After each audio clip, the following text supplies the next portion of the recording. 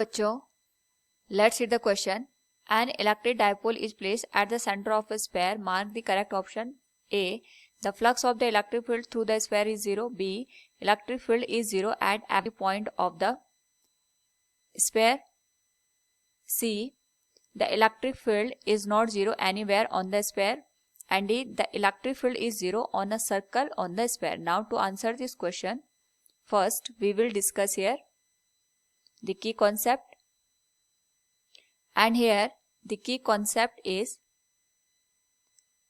electric field due to a dipole on a given axis करें dipole की।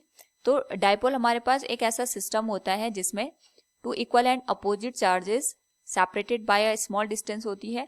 और यहाँ पे जो इलेक्ट्रिक फील्ड होता है डाइपोल का, उसको हम डिफरेंट पॉइंट पे कैलकुलेट कर सकते हैं। सपोज हमारे पास प्लस क्यू चार्ज है and it is minus of Q charge.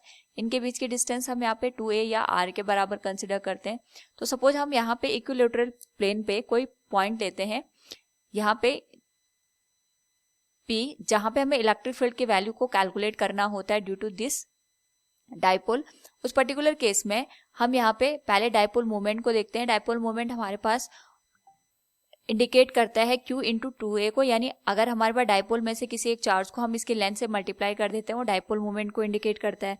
और अगर यहाँ पे जो डाइपोल मोमेंट के करस्पॉन्डिंग जो ये मिडिल पॉइंट है, ये P पॉइंट के साथ थीटा एंगल बना रहा है कहीं पे, और यहाँ पे इस थीटा के करस्पॉन्डिंग हमें P पॉइंट पे इलेक्ट्रिक फील्ड की वैल्यू चाहिए, तो हम इसको वेक्टर फॉर्म में इस तरीके से लिख सकते हैं।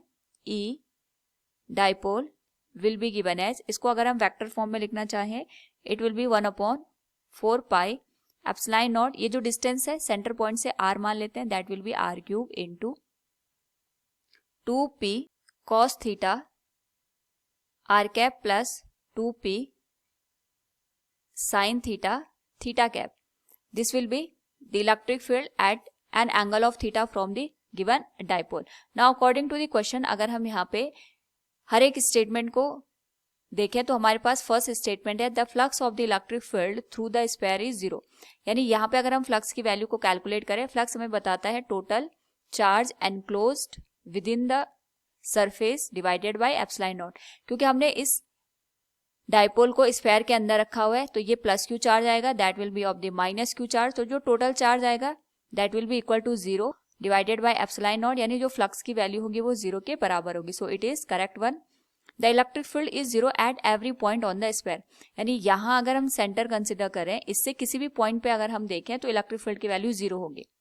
नाउ यहाँ पे जैसे हमने पहले भी डिस्कस किया था, अगर कोई एंगल हमारे पास बनाते हुए डाइपोल दे रखा है विद द गिवन पॉइंट, उस पर्टिकुलर केस में अगर हम यहाँ पे इस एंगल को माने, ये एंगल थीटा बन रहा है, तो जो इलेक्ट्रिक फील्ड की वैल्यू होगी इसको हम यहाँ पे लिख सकते हैं, that will be 1/4 pi epsilon nought r³ into 2p cos theta r cap plus 2p sin theta theta cap. Now अगर हम इसको मैग्नीट्यूड वाइज देखें तो जो इलेक्ट्रिक फील्ड की वैल्यू होगी, ये तो हमने वेक्टर फॉर्म में, that will become 1/4 pi epsilon nought r³ into 3 cos square theta plus 1 whole raise to power 1/2 के बराबर। नाउ यहाँ पे this whole value will be multiplied with p को हम यहाँ पे कॉमन ले लेंगे।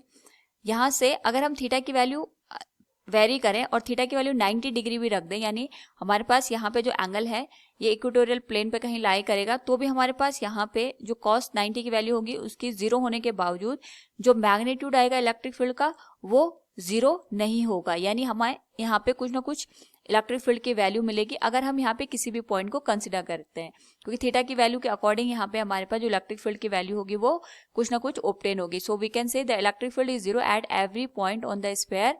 It is incorrect one. The electric field is not 0 anywhere on the sphere. It is correct one, क्योंकि दोनों ही एक दूसरे के यहाँ पे अपोजिट स्टेटमेंट है। यहाँ पे किसी भी पॉइंट पे इलेक्ट्रिक फील्ड की वैल्यू 0 नहीं होगी। And is the electric field is 0 on a circle on the sphere, यानी हमारे पास यहाँ पे अगर हम कोई सा भी सर्कल बनाएं, अगर हम इस तरीके से इसको कंसिडर करें किसी भी पॉइंट पे और यहाँ पे इलेक्ट्रिक फील्ड की वैल्यू निकालें, तो हमारे पास जो वैल्यू इलेक्ट्रिक फील्ड की आएगी वो 0 नहीं होगी। So this statement will also incorrect one. So from the given question we can say option A and option C both are correct. Hope all you understood it. Thank you and best of luck.